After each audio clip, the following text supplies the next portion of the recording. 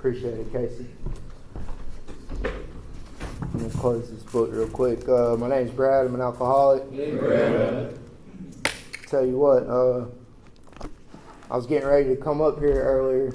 I was in my house, and me and my buddy were sitting there talking, whatever, and it started pouring down rain outside. And I was just in my room thinking, like, I remember a time not too long ago, like 2 years ago, I was outside in a tent when all that was happening.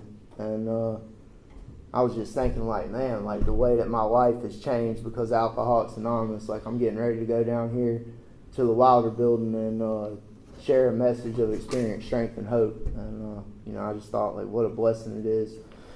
Anyway, my sobriety date is January 15th, 2019.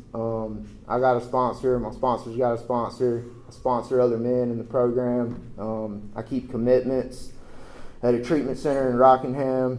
I got a home group. It's the Bass Group in North Carolina. We meet every Wednesday and Thursday at 8 p.m. Wednesday's a discussion meeting. Thursday's a book study at the First Baptist Church in Bass. I'll get right into it. I grew up in a small town, growing town today. It was a small town when I was coming up outside of Raleigh called Garner, North Carolina. Growing up, like, there's a lot of things that stick out to me in my childhood. You hear people all the time in AA say they remember feeling different when they were young, and that was the case for me. The main things that stick out for me is, like, I grew up in an alcoholic home. My dad was an alcoholic, and I just remember a lot of, like, chaos and calamity in the household. My mom does not suffer from this disease, so it caused a lot of tension in the home. I just remember I remember being young and me and my sister, like, crying in the room and just wondering, like, why my mom was always pissed off and yelling and just upset with my dad. And my dad would come home drunk at all hours of the nights, and he was never abusive, never put his hands on my mom, anything like that. It was just, what I know today, it was just alcoholism. He's ate up with it. I remember the first time that I heard that word, alcoholic. I was 7 or 8 years old. My dad called us all into the living room at the house that I grew up in, and he set us all down, and he told my mom that he had a drinking problem. He thought that he was an alcoholic, that he had a real mental illness, and he needed some kind of help, and basically told her that he had been laid off from work, and that for quite some time he had just been getting up and going out and drinking and spending up a bunch of money and not doing anything. What eventually what happened is my mom couldn't take but so much of it. There was a lot of verbal abuse and just chaos, really. And me and my sister saw a lot of stuff at a young age as far as drugs and alcohol are concerned that we shouldn't have saw. And eventually it got to the point where my mom couldn't take it anymore. I remember I was 8 or 9 years old at this point, and I was down the street at a friend's house playing. And I walked back up the hill to go back to my parents' house. We lived on the top of the hill, and I come up there, and there's like 3 police cars, Garner police cars in the yard. And my dad was standing outside on the front porch, and he was cut up. He had blood running down his chest with no shirt off. He looked like a maniac out there. And my mom was over there crying, holding my sister. And I don't know all the details of everything that happened that day. I just know that my mom and my dad had got into it over his drinking, and he shattered a beer bottle in a porcelain glass tub, and it came up and cut him. And the police had the suspicion that my mom inflicted some kind of harm on him. And basically what I understood was that my mom and my dad, that day, the night prior to that, was the last night that they ever slept in the same house together under the same roof.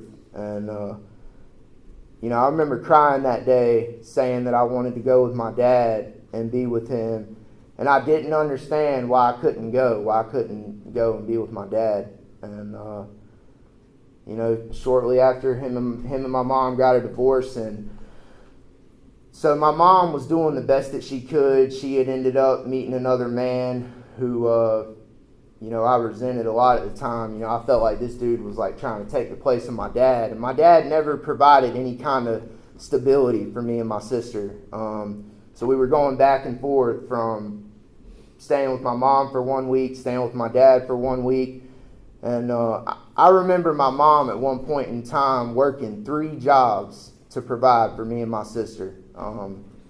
She was a gas station clerk at a sketchy gas station over in the hood in Raleigh where we grew up till like 11:30 at night. And she would get up, go to her day job, and then on the weekend she would do events out there at Walnut Creek Amphitheater in Raleigh. And I tell you, man, I get emotional thinking about that. But so me and my sister, as a result, we were going back and forth. There was a lot of time we were left alone, is what I'm getting at. My mom was not home a lot, and when we were at my dad's house, as a result of his alcoholism, he was just never able to be present and be there with us. He was there physically, but he was never present, aware of what was going on. And because of that, me and my sister, we got into a lot of things at a very young age that we probably shouldn't have got into. I don't remember the first time, the exact moment that I put drugs and alcohol in my system, but I do remember the first time that I did something dishonest that I knew I shouldn't have done. I remember the way that it made me feel, getting away with it. My dad was passed out drunk or partying with some friends, whatever the case may be. He just wasn't there. And me and my sister had went up into his room in the apartment that he was staying at, and we started rummaging through his stuff, and we found a pack of Marlboro Red cigarettes. And we went out back. We probably smoked 15 or back to back to back, just lighting these cigarettes up. And I remember feeling lightheaded and dizzy, and I remember throwing up, feeling sick. And I knew right then and there, like, whenever I have the chance to do this, to do something like this again, I'm going to do it. Even you would think, like, after throwing up and feeling the way that I felt, I wouldn't have wanted to do it again. So now me and my sister, we're coming back to my mom's house, and we smell like cigarette smoke, and we've been around people drinking. There was times we would come home and have alcohol spilled on our clothes, and eventually my mom got sick of that. I remember her saying, she's like, "I'm sick of you and your sister coming back from your dad smelling like a strip club." And eventually she got lawyers and custody people involved. I was too young at the time to understand everything that was going on, but long story short, she sat my dad down and was like, "Look, you're either going to sign this paperwork or you're not going to see your kids anymore.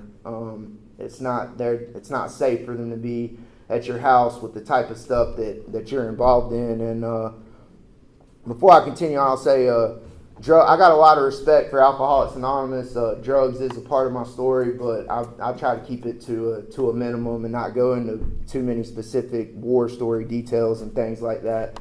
My dad was involved in a lot of big, like, narcotics things. So anyway, he signed the paperwork, and he could only get me and my sister on like every other weekend. And at that point, it's like he was basically kind of like giving up kind of with us, is what it felt like to me. I didn't understand anything about alcoholism and what was going on with him. I remember me and my sister sitting out on the front porch, waiting for him to come pick us up for hours, crying, and he just wouldn't show up. And my mom did the best that she could with everything that was going on. My stepdad tried to teach me right and teach me what being a man was all about. But from a very young age, like, I was attracted to all that stuff that my dad was about. Money, drugs, liquor, all of that stuff. That's what was cool to me. I didn't care nothing about this stuff that my stepdad was trying to teach me. My mom either. she had me play sports. I played baseball. I played tennis in high school. And this is important to me because it sticks out. At a very young age, my value system got very, very, very distorted. From the first time that I started using drugs and alcohol, by the time I was in middle school, I was full-blown smoking pot every day, drinking on the weekends with friends. And I remember all week planning out, how we were going to get marijuana, how we were going to get alcohol, whose older brother or sister was going to buy it for us, whose parents were going to be out of town so we could party at their house. And, I didn't care about any of that other stuff that my mom and my stepdad were trying to have me involved in at that point. I quit playing baseball. I had been quit playing football. My whole life at that time, everything, all the decisions that I made at a very young age were based on drugs and alcohol. Who I hung out with, where I went, what I did, everything. I didn't learn any of that until I came in here in these rooms in Alcoholics Anonymous.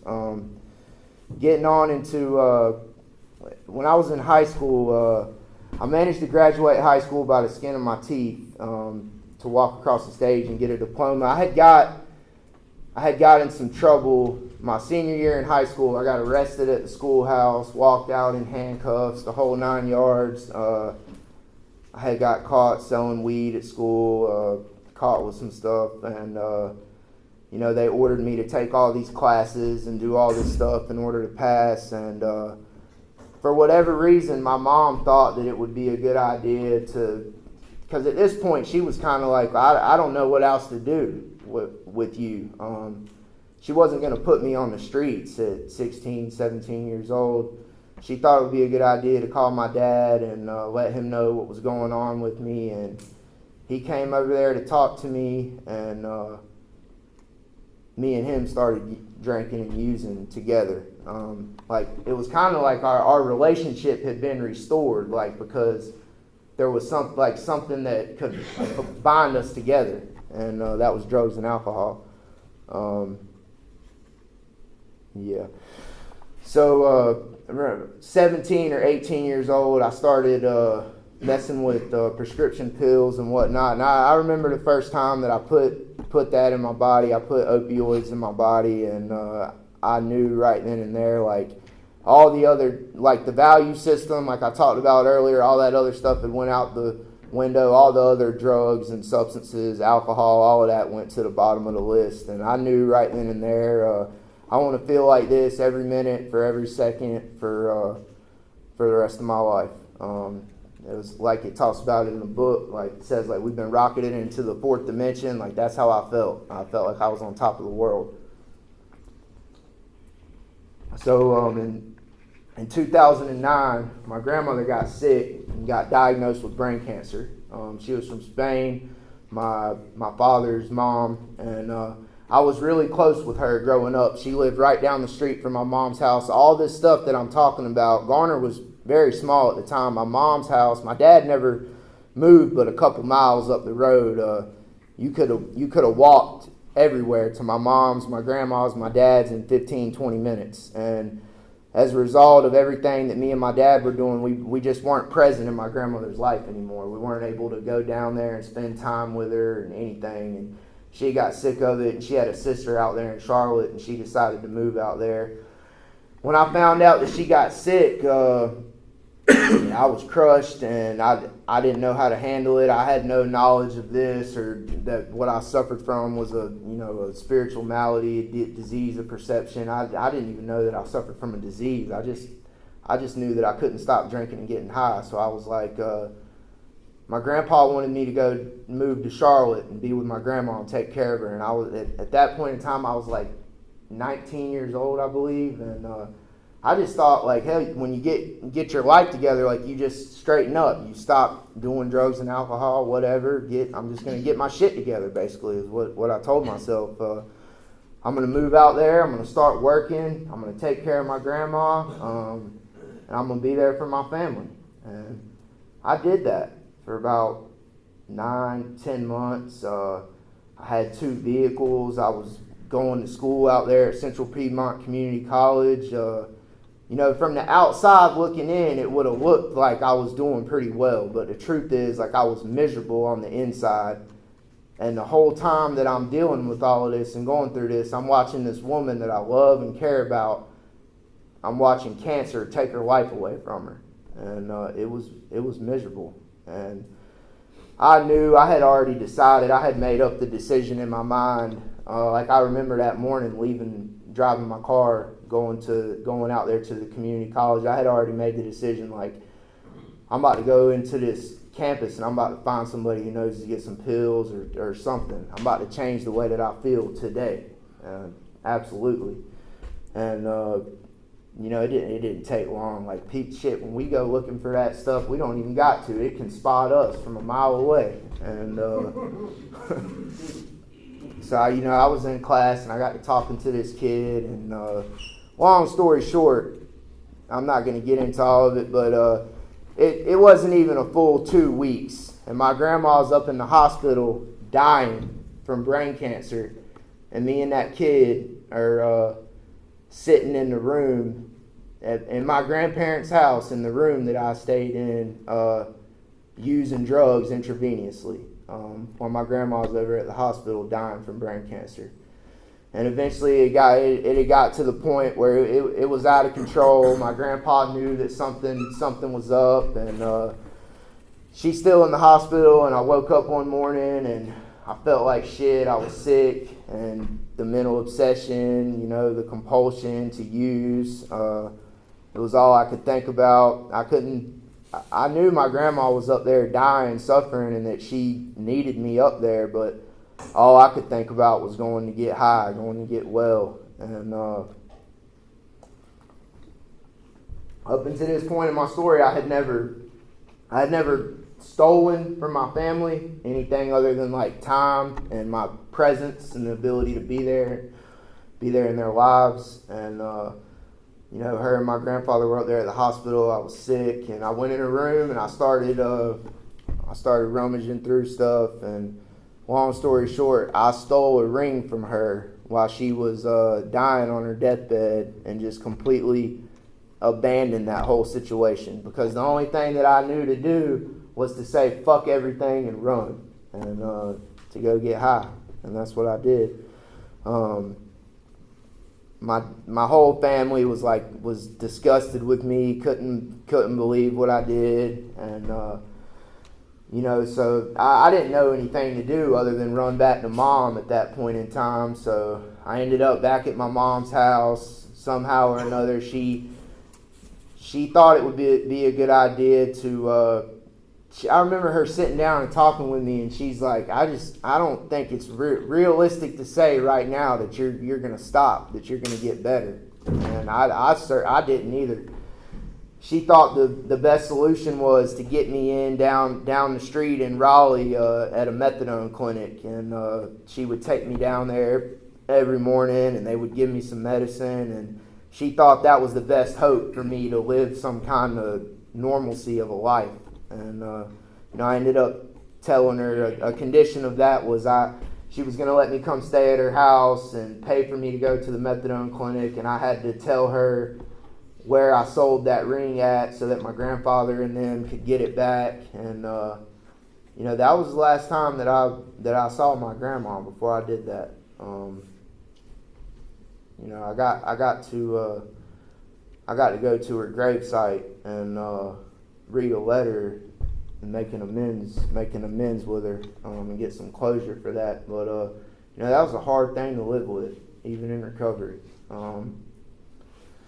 So I'm back at my mom's house, and she's taking me down there to the methadone clinic, and I'm getting involved in bullshit down there, the same shit. I'm just getting this medicine and taking it every day, and I'm still doing all the same bullshit that I've been doing my whole life. And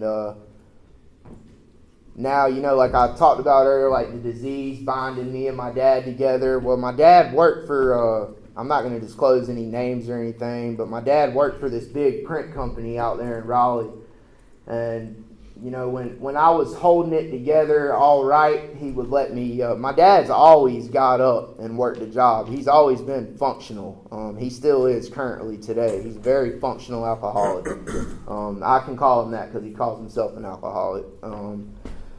He would let me come and work with him, and I remember these doctors coming in to have these prescription pads printed, just pallets full of them. And I remember me and my dad taking them same pallets and loading up his car, the trunk of his car, full of these prescription pads. And dude, we went all over this state with forged prescriptions, all over North Carolina. And I had, what happened was I had ended up meeting a kid down there, a guy down there at the methadone clinic. His name was Ralph, and we had ended up becoming pretty close friends. And that, everyone where I grew up knew what I was about, knew what I did, knew what my dad was about, and knew what he did. I sold Ralph a very large quantity of pills. We left the methadone clinic. I made a transaction at a convenience store up the street. The lady at the store knew me. She knew who I was. She knew what I did, knew what I was about. She called the sheriff's department. They got behind us 5 minutes later down the road. They hit the blue lights. He told me that he had a warrant for his arrest, order for arrest for failure to appear for some little petty weed charge, whatever. That's irrelevant. They put the blue lights on. We're sitting in the car. We're looking at a lot of prison time with all these pills on us. And our best thinking was to just swallow every single one of them pills. And they took him to jail for the warrant that he had. They basically just took him in there and threw him on the, gave him a mat, a blanket, threw him on the floor in there in a jail cell. One of my buddies who I recently got to make an amends with was in there with him, and he tried to get the guards several times to get attention to him. And long story short, he died in the Wake County Detention Center as a direct result of this disease and the pills that I sold him. And it took me a very long time to be able to look at myself in the mirror, sober in recovery, and be okay with myself because of that. I looked at it for the longest time I didn't put a gun to his head and make him take the pills. That's just how I slept at night, was to view it like that. Very horrible thing. So I went into the clinic a few days later to dose, and two guys in suits snatched me up, put me in handcuffs, took me down to a precinct down there on Six Forks Road in Raleigh. They got me handcuffed to a table, talking about they're about to charge me with involuntary manslaughter. It was a big deal. I was scared to death. I thought I was going to prison for the rest of my life. What ended up happening was, unbeknownst to the sheriff's department, it's crazy how God works. His family had a huge prominent law firm in Winston-Salem, North Carolina, and they ended up suing the sheriff's department for the neglect. My buddy that was in the jail cell with him, trying to tell them to wake him up and stuff, he had to go to court and testify and everything. It was a whole big deal, but they were printing stuff in the paper about it, and they had confiscated my phone and got messages and stuff in there between me and my dad and everything like that. So at this point in time, really, there wasn't too many people around where I grew up that wanted anything to do with me at this point. My mom had a brother, and he was gracious enough to let me stay at his house for a while. Going to the clinic, I'm still using other substances, drinking, using alcohol, and I couldn't stop. I ended up stealing something from him, and he put me out on the streets. And for the next 4 or 5 years, that was how I lived, out there on the streets and in the Triangle in Raleigh, panhandling, standing on the side of the road, begging for money, just stripped of all my morals and values and principles in life as a result of this disease. Talks about in the book incomprehensible demoralization, and I share about that a lot in the rooms because I remember the first time that I read that, and I remember those words jumping out at me. That was what my whole life had become. So through all of this and all that time, I had met a girl, and she was from Rockingham, North Carolina, and I remember when I got down there to Rockingham, like, I did not know what I was doing around this area. I didn't know anybody. I had no clue what was going on, what was going on with my life. And I had ended up out there in a shack out there by South Point Mall in Durham, and she was so tired and sick of the things I was doing and the way that I had become. She was like, I'm leaving and going back to Rockingham to be with my family. You can stay here and continue to do whatever you're going to do. You're probably going to die. I remember her telling me that, like, you're probably going to die if you keep staying out here living like this. And I remember sitting back there in that shack thinking that by myself, like, this is how my mom's going to find me, dead back here. And her family had some grace, and by God's grace, they were gracious enough to let me come to their home in Rockingham. I ended up getting a job out there at the chicken plant, got a little bit of money back in my pocket, and once again, like, I'm in a different place, and from the outside, it looks like I'm doing pretty well. We were renting a home down there in Robberdale and Rockingham. Seemed like things were starting to come back together. Again, like, I was miserable on the inside. I felt like shit, and the only thing I knew to do was to drink and get high. And that's what I did, and I burnt all that shit to the ground within a matter of a few weeks, really. And I remember I was in Rockingham.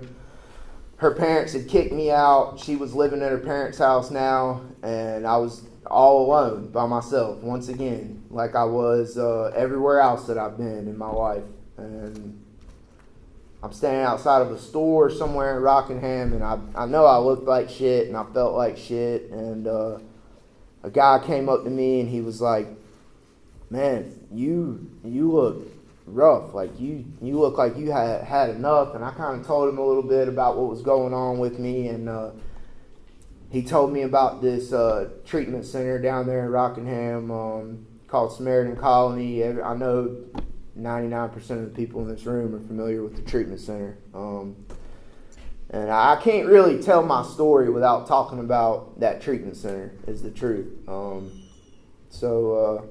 He's like, "Man, you need to call this guy. His name's Mark Christopher, da-da-da-da-da." He gave me the information, and I called Mark, and I talked to him and tell him what's going on with me. And he's like, "All right." Like, I remember him asking me, are you willing to do anything I tell you to do? And of course, I'm like, "Yeah, sure. I'll do whatever you tell me to do. I just don't want to live like this anymore."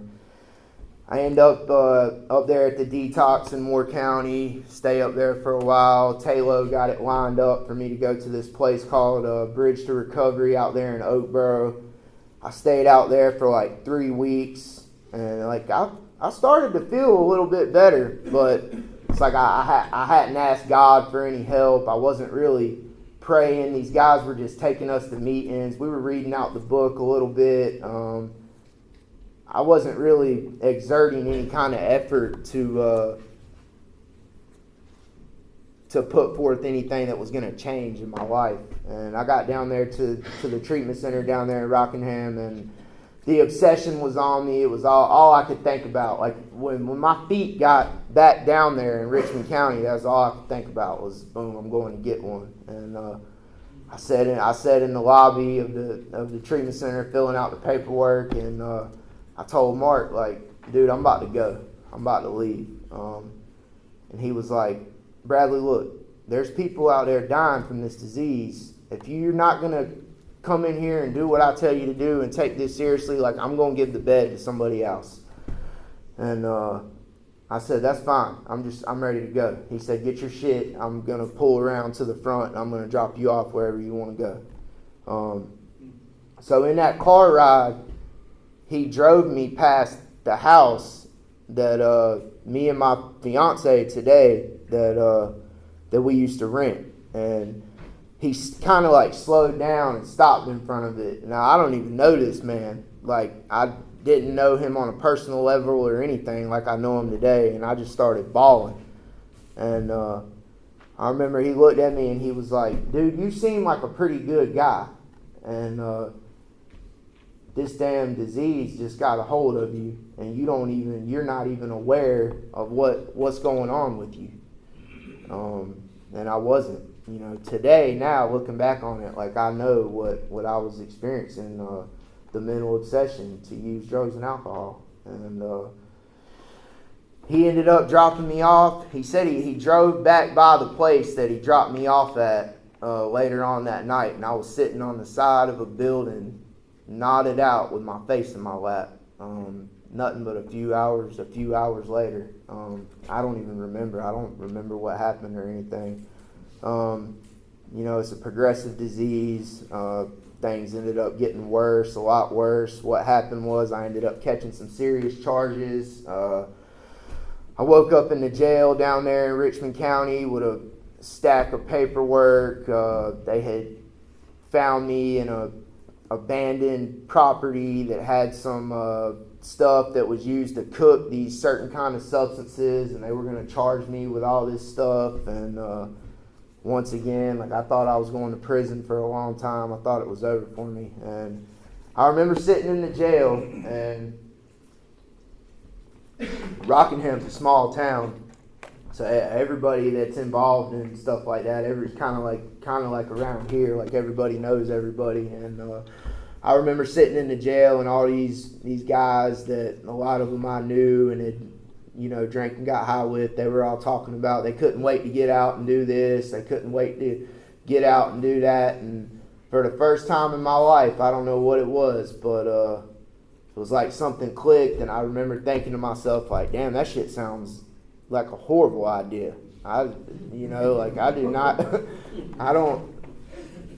not trying to do that anymore. And there was this one older guy in there, and we were sitting there talking one day, like, when everyone else was asleep or whatever. I'm sure, I don't know how many people in here have done time or been locked up or whatever. We sitting there at a steel table drinking tumblers full of coffee and talking, and I'm like, I think I'm going to call that guy Mark when I get out of here and go back down there to Samaritan Colony and actually, like, try to do something different with my life. And I remember he looked at me and he's like, that's what you need to do, man. Like, forget about all this. Go do what is the best thing to do for Brad, for you.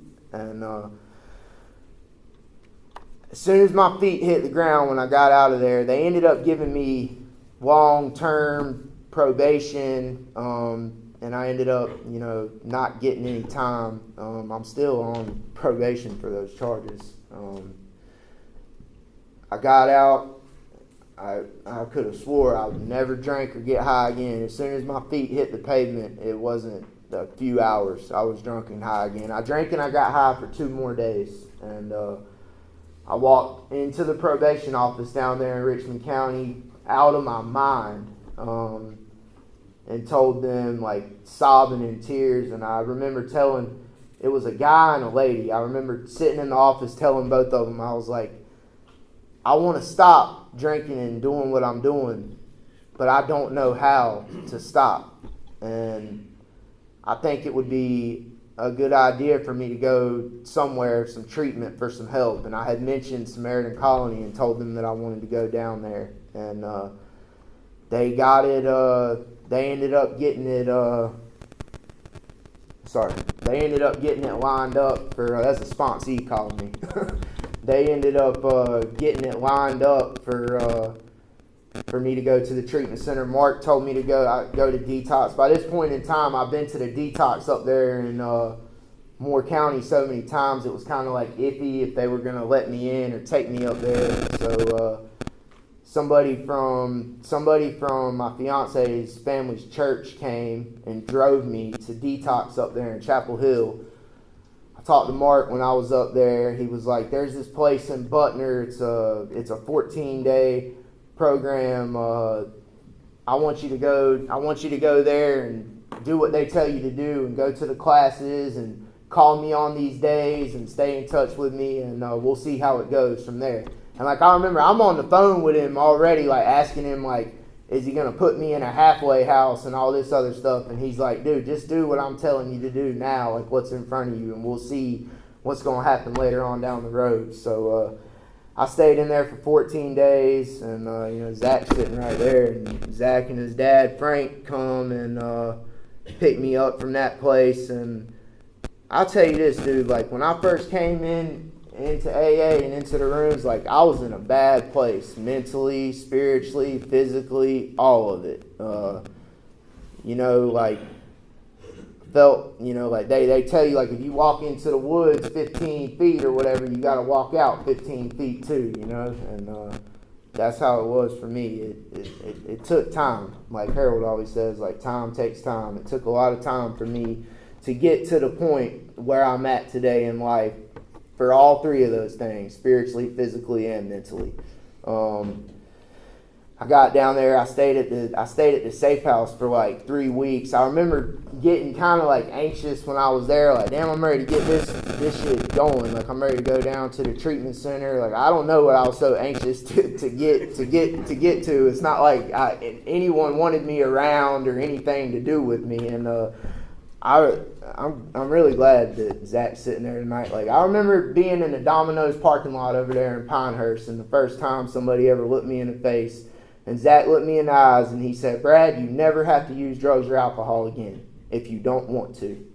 And I remember thinking to myself, like, damn, I do not want to drink and get high no more, because I did not want to go back to living the way that I was living before I got here. I ended up staying there for 3 or 4 weeks, whatever, and ended up going down there to the colony. And when I was down there, like, they had me doing all this stuff that a lot of us in here have done, and I didn't understand any of it. I didn't know why I'm shaving my face every day and scrubbing toilet bowls and got my back bent over, killing me, washing all these dishes. But I tried to keep that shit real simple in my mind, and that was this, like, I don't understand none of this stuff that these dudes are telling me to do. They're talking to me about like love and patience and tolerance and all this other odd shit to me. All I've known for the past 15 years is the streets, drinking, getting high, committing crimes, in and out of detoxes, jails, treatment centers, all of that shit. And I just try to keep it simple in my mind, and that was, I don't know how to stay sober. I don't know how to live life, period. These dudes seem like they're living pretty good lives. They're happy. They're sober. I'm just going to do whatever they tell me to do. And I made a decision when I was down there in the room talking to Robert Smith, and Big Rob he's a big reason why I'm standing up here today. Like, I had nowhere to go when I got out of there, and they're talking to me, telling me they want me to go up to Aberdeen and go to a recovery home, and I'm like, I don't know about all that. Not that I had anywhere else to go. Like, I showed up at this place with trash bags full of clothes, but when they start telling me about going to this whole recovery home deal, I'm like, I don't know about all that. And I remember Rob pulled me to the side, and he was like, "Brad, just do whatever they tell you to do." And without even thinking about it, I walked in Robert Smith's office. I shut the door behind myself, and I said, "Whatever y'all want me to do, I'm going to do it. I'm going to do it to the best of my ability." And that's what I did. I had the privilege to stay in those recovery homes for 13 months. And that was probably the best thing that ever happened to me. I learned how to live life in them recovery homes. I built bonds and friendships, relationships with men in this room that what I know today to be real friendships. Not like that the bond that I was talking about earlier, like me and my dad had. Like, kind of like the stuff that Casey was talking about when he was introducing me. Like, I got some friends in this room tonight that I care about a lot, and I know that that same care and love is given back to me as well. After about 13 months, me and my fiance, we were able to get our own place, and I ended up moving out of those recovery homes. And I had, coming into this thing, like, the 12 steps did not look like the solution to what I had going on. I had all these problems in my life. I had just been put on probation for these serious crimes, and I had hepatitis C. I hadn't had a driver's license in 11 or 12 years. My whole life was just wrecked. I didn't see any way out of it. And they just kept telling me to just do AA and do what they were telling me to do. And really, like, it sounded like some bullshit. And I made that decision when I was down there at that treatment center. I'm going to do whatever these dudes tell me to do. And I had got a sponsor, started working the steps, and what happened is the 12 steps in Alcoholics Anonymous, it started proving itself to me over time. Things started happening in my life that I could not have made happen on my own. It was left to me and left to Brad, like, I'm going to destroy some shit. And next thing you know, like, the sponsor that I have now today, he helped me get a job washing windows with him. Like, dude, I'm washing windows, making $8 an hour, going through the 12 steps with a sponsor. I got a cell phone, a little bit of money in my pocket. All I'm doing is going to work every day, washing windows, coming back to the recovery home, eating with guys, whatever, building friendships, and coming down here to the Wilder building. And that's literally all I was doing. And stuff started working itself out in my life. Like, I walked down there into the probation office down there in Moore County one day, and they tell me, like, you don't owe any supervision fees because you're trying to change. We're not going to make you pay all this money. You're just going to have to pay the lawyer fee from the public defender that we gave you that got you the probation in the first place. The guys down there at the treatment center ended up telling me about this place called More Free Clinic up there in Southern Pines. The sponsor that I got today went by there, got me some paperwork, brought it to me. I filled it out, took it up there. Next thing I know, I'm getting $40,000, $50,000 medication treatment for hepatitis C that I had been living with for God knows how long. Miracles started happening in my life. And, the obsession, the thing that ran my life from the time that I was 14, 15 years old, it's been removed. Like, it's not there anymore. It's not a problem for me today. Like, it's one of my favorite parts in the book. Like, it says, like, we have ceased fighting anything or anyone. Like, this is the miracle of it. And it's like the drink problem it's like non-existent for us today. Like, it says, like, that's the miracle of the program for it. And that's the miracle of it for me. Is like, I woke up this morning and I wasn't thinking about drinking or getting high. And the 12 steps, like, it showed me how to have a relationship with God, with a power greater than myself, which I choose to call God. Seeing what time it was. Anyway, like, when I was growing up, like, my mom, she had took me and my sister to church and things like that. Like, I was telling you, like, she did the best that she could, but it was never like a big deal, like a big thing in our household. Like, she took us to church on, like, Easter and holidays and things like that. Like, I always believed that there was a God. I had just got so far away from that through the way that I was living and the things that I was doing. I remember being down there on Long Drive in Rockingham before I walked into that probation office, and I remember walking down the road and the way that I felt, and some profound words came out of my mouth. I stopped and I looked up at the sky, and I said, God help me. I just got so far away from it. I didn't think it was possible to obtain it. I certainly didn't know how to have a any kind of relationship with God.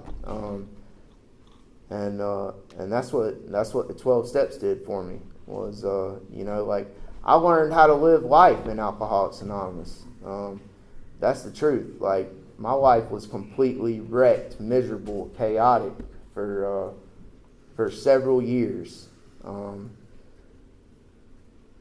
Everything that I got in my life today is a direct result of that treatment center down there in Rockingham, Alcoholics Anonymous, and the 12 steps. That's the truth. I get to work with other guys today, be of service to them, help people, and that's a big part of my recovery. Being able to do that. Some really cool things, other than the things that I shared about, have happened to me in recovery. The same family that was disgusted with me when I did all of those things, when I stole the stuff from my grandmother and whatnot, all those relationships have been rekindled and restored. That same sister that was disgusted with me and couldn't stand me, I had the opportunity at about 6 months sober to make an amends with her. We reconnected, started spending time together. I was working a job out there landscaping, sweating my ass off, getting beat up by the sun every day, and she came to me, and the owner of this company in Pinehurst wanted to talk to me about coming and doing like maintenance and cleaning on the building, and I'm a felon and a drug addict and all this stuff, and these people gave me a chance, and I still work there today. Currently, I have a great relationship with my sister today, my mom. My mom and my stepdad had a kid, my little brother when I was about 12, 13 years old. I was leading him to a complete life of destruction and chaos, just like my dad did with me. I have a great relationship with him today as well, and I'm able to be there for him when he needs me. I text with him a lot. He'll talk to me about things he's got going on in his life. It's a blessing, My father, he still lives the way that I was talking about earlier. That's a hard thing, a very delicate situation for me to deal with in recovery. Sometimes the only solution that I had to it is to just not talk to him. I tried to communicate with him and be there for him and approach it with love and tolerance and compassion. And here's the truth: that shit's easier said than done. I do the best that I can with that situation. Just like anything in life, dude. I do the best I can with everything. Life was a lot simpler back then, like when I was sharing about in the beginning when I was at the recovery home and all that. You stick around and stay in these rooms for a while, like you get a life that'll take you away from AA. And I got a lot of responsibilities in my life today. I'm getting married in a few months. I got 2 pain terrorist little stepkids that stay at the house with me, and it's pretty cool because I get an opportunity to be there for them and raise them and try to show them the right way to live, which is something that my dad wasn't able to do for me. I can't see the clock, but it looks like we're running out of time. But here's the deal: if there's anybody new or anything like that in here, if I can do this and do AA and work the steps, and I can stay clean and sober, because anyone that you would ask would have told you that I was hopeless, that I was doomed to die an alcoholic death, like it talks about in the book. If I can do this, anybody can. Truth is, I'm just a drunk and a drug addict, and the 12 steps saved my life. That's the truth. Yeah, Casey, I love you, man. I appreciate you asking me to do this tonight. Everybody, thanks for letting me share.